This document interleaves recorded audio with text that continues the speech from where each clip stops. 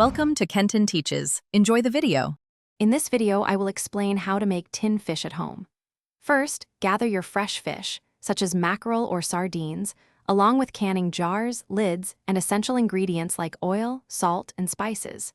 Next, prepare the fish by cleaning and cutting it into pieces that fit well into your jars. Remember to sterilize all your canning jars and lids thoroughly to ensure food safety. This initial preparation is crucial for a successful canning process. After preparing your fish, lightly pre-cook it to firm its texture and enhance the flavor profile. This step is important for a better final product.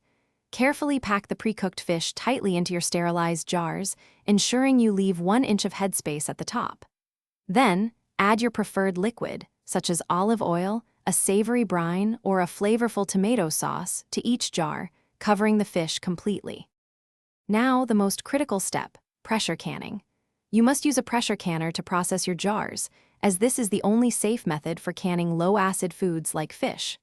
Follow specific time and pressure guidelines, typically around 100 minutes at 10 pounds of pressure for pint jars, depending on your fish type and altitude.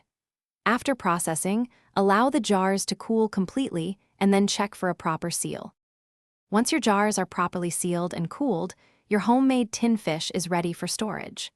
Store these jars in a cool, dark place, such as a pantry or cellar, where they can remain safely preserved for up to 1 year. When you are ready to enjoy your delicious creation, remember to always check for any signs of spoilage before consuming. This ensures both safety and a delightful culinary experience.